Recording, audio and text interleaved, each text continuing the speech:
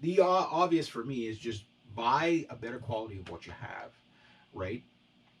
But is what you have good enough quality to live with for a while? So you're not just, you could take your time and try every bass on the wall. I do the same thing with guitars now.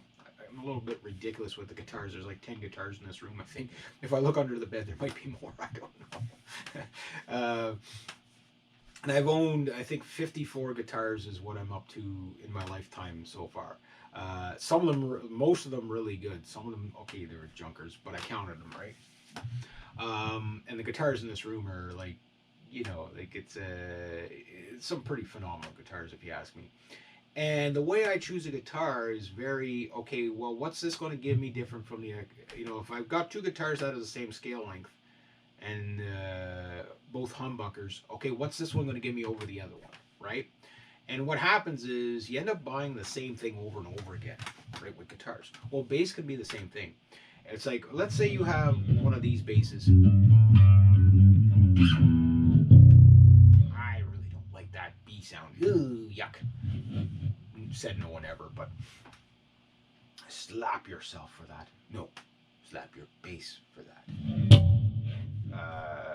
Anyway, but the thing is that what I've noticed, okay, is that if you played the five string, let's say you were a brand new player and you've been playing this thing for, the same amount of time that I've owned this, from February to August, right? And you just can't get the B thing. You got a teacher that's been playing five string for 8 gazillion years, and he's been teaching you the best Jacko, Jacko's son, because he plays a five string. So anybody that says, "Oh, Jacko only needed four strings," I'm not an expert on Jacko, but these things weren't really super readily available easily back when he was playing. I'm sure if he was still alive today, he'd be playing a five or a six string. There's no doubt. I have no doubt. He would have moved on to that. If you look at all the really crazy jazz players, they're all playing six strings and five strings and stuff like that. I'm not a big jazz guy. I'm a metalhead. I'm a rock guy. Whatever. But I can respect the other genres, because you listen to those guys. What are they doing? And okay, well, if they're using that kind of a bass, what would that bass sound like in a metal setting? What does a six string bass sound like in a metal setting? Do you need the six string, or would a five string, multi-scale work better, right?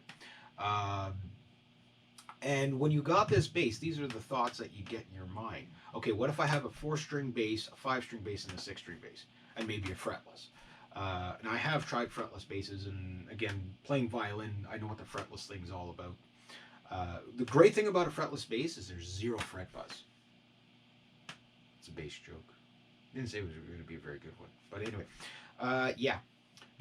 But the other thing I noticed is that, okay, like this bass, you can get it in a six string variant, and for I think like about $100 more.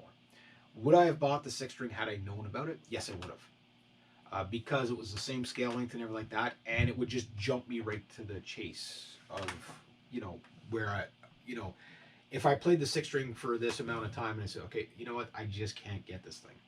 I just can't get it. If you can't get the bass you're playing, okay, maybe you have to go down to a five or a four string, right? If you really can't get it. Oh, but I got small hands. Doesn't matter. Doesn't matter. You can go like a 36, 35, 36 inch, 37, 39, 40 inch freaking bass. As long as your arm can reach to the nut, no problem. A little kid can play this bass because you're mainly using one finger. The only time you really gonna is when you're doing, if you want to do nine chords. I'll do nine chords in the first position. Now mind you, I play 7 and 8 string guitar. That is very hard.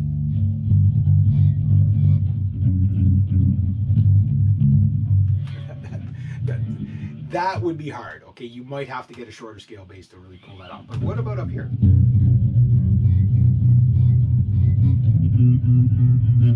This bass is fine. It's fine for 9 chords. 9 chords on a bass. Yeah, there you go. Is it 13 or 11 I'm going to be playing here? What is that? So it's a full bar there. Is that 11?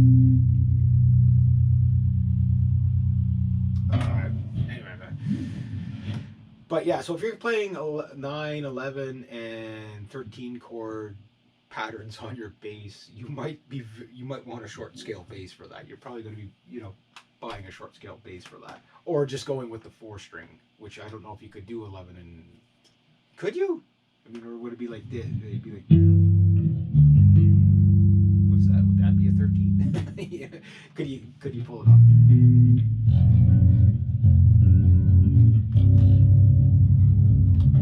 And I do like bizarre stuff like that. So, but I could do it on this, right? So again, it comes back to, when do you upgrade, right? If the money, money's usually the first one. But if you think about it from, okay, I got the money, or in my case, credit card. You pay it down, okay, pay down your credit card, and then you pick an instrument that you've tried out in the music store or whatever, or you just kind of know what you're looking for. Obviously, my next bass, tone woods are a thing for a bass. I know metal guys don't believe in tone woods or whatever, but it is a thing for bass. If you play an Ernie Ball anything over like probably $1,000, you're gonna hear tone woods. Ernie Balls are legendary for that. Fender precision basses, Fenders, even the Squiers, made out of maple. Yeah, that's great tone wood. And the great thing is, if you're into like the whole kind of Fender-y, precision bass, jazz bass thing, is you can get a really good one for, relatively inexpensive. Maybe a couple $100 more than this. And this thing was like 400. Well, it was 391, so it was like I think it was 465 or something like that with tax and all. By the time it got to my door, you can't beat that. So your first bass, as long as it's a real player, 4-string, 5-string. Most people will recommend the 4-string for somebody who has like no musical history whatsoever. Somebody that's okay, you're a guitar player going to the transitioning to bass, and you know how to learn your muting techniques right away, and like how to do your string transitions, because that it is harder to do. It's a lot harder to do. See if we can do it right. Yes,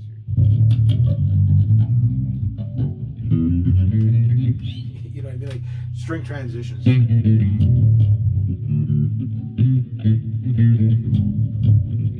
Muting and all that.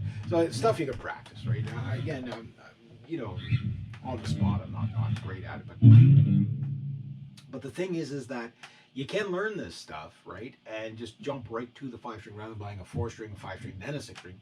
Just jump right to and just be active in the learning.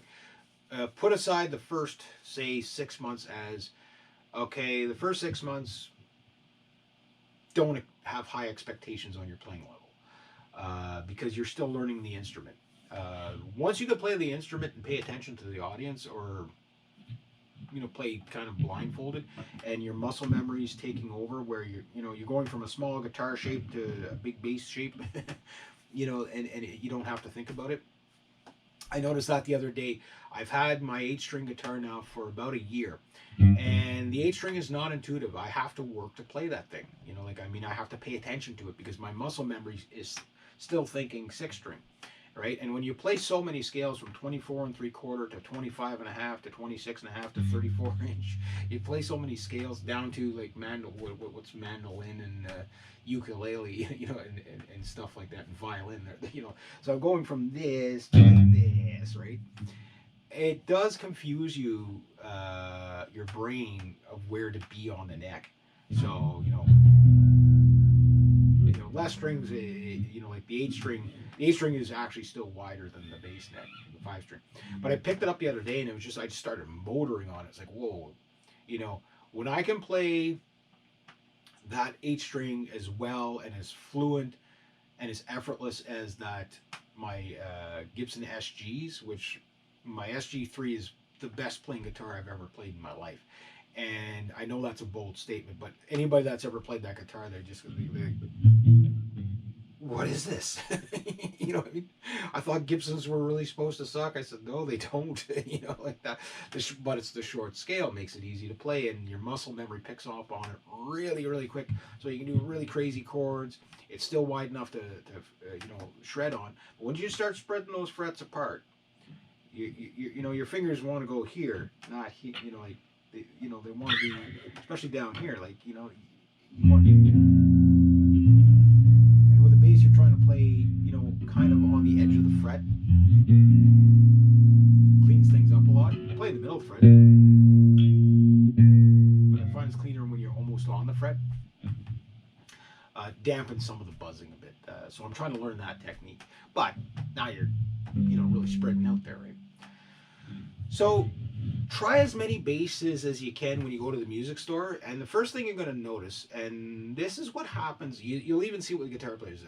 Strat guys and Telecaster guys, I think, are the worst for this. Is they get used to a 25.5-inch scale, and if you hand them anything different, they can't play it. You know, they're all messed up, and it's weird. I don't know why, because if you play a Strat, you should be able to play the Jackson. You know, it's the same scaling, but there's something that they get, you know, ingrained in them that it's a different guitar, but it's not. It's really, you're playing the same scale. The thing that gets you going from, say, guitars, which are shorter scales, to extended range guitars like my 7-string and my 8-string to a bass, is that what you got to get used to is playing all the way down here, all the way back here. Not so bad with the bass because you're still somewhere there, but with the 8-string you're playing back here, you know, and that's weird. It is weird for